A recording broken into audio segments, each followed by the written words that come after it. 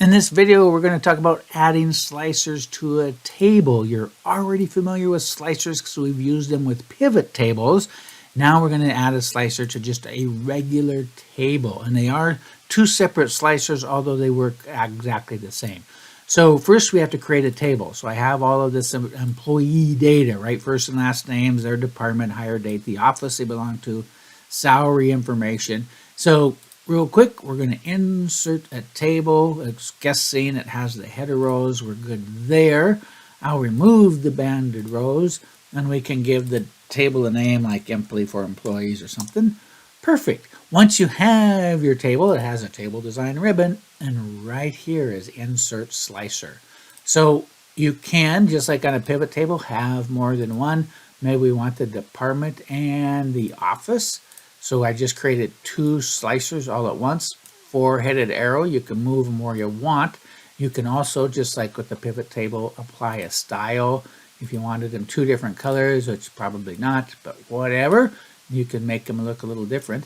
The other thing is you can select a slicer, and anytime a slicer is selected, it has its own ribbon, and that's where we found these styles.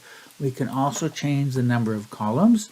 Maybe two might be a little better than, well, let's go three columns with that. And so now we can make it a little wider and smaller that way. And same thing with this slicer. I'll make it 4 columns, enter, and then I can widen it like this. You can also change the height and width of each individual button, as well as the size of the slicer. If you're trying to fit it, in a particular area, you can make it 1.5 inches, or just grab the fill handles and drag it around. How does a slicer work? So when you click on Boston, it basically filters the data, the actual table. It actually turns on a filter, and you can see the little funnel icon here for Boston. And then if we were to click on the other slicer, then we have Boston Accounting. You can have, by holding down the Shift key, a multi-selection. So now I have Boston Accounting and Administration. If you want to clear your filter, you click that X or this X, and you've cleared the filter. Something else that's a little handy, in order to demonstrate it, I got to add one more slicer. Let's insert a slicer for the state and hit OK. So when you click on a slicer, let's say like California, it's a little hard to tell. These three are grayed out because, of course, they belong to different states. I'm going to clear this filter. Let's try it this way and go to Boston. And now Massachusetts is highlighted, but the others are grayed out. What you may want to do, and we talked about this in pivot tables also, is hide the information that's not relevant. So if somebody clicked the Boston office, I don't need to see the rest of the states that aren't really relevant right now. So I'll select this slicer, go to slicer settings, and then hide items with no data. And I can do the same thing with this one, slicer settings, hide items with no data. So now when I clear this filter and I choose Dallas, notice the only state left is Texas. Clear that filter and choose Illinois, and the only office left is Chicago.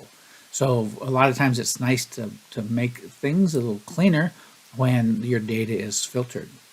Last thing I'll mention on your slicers is they don't have to be on the sheet with the table.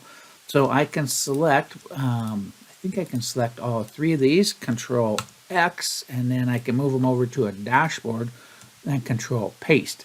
And so you can arrange them on your dashboard in some kind of nice fashion. So state probably isn't that relevant right here, but I'll put it next to these. And when you click on a slicer on this page, so let's go ahead, we're on Chicago, the accounting department. When I run back to the employee table, it is still filtered. So behind the scenes, your table is back there being filtered with the slicers, even though they're on another worksheet. So that is it for slicers, easy to use, but in this case, they're only affecting the table. If you notice, when we click on one and go to this, there's not a report connection. You can't connect it to multiple tables or to pivot tables.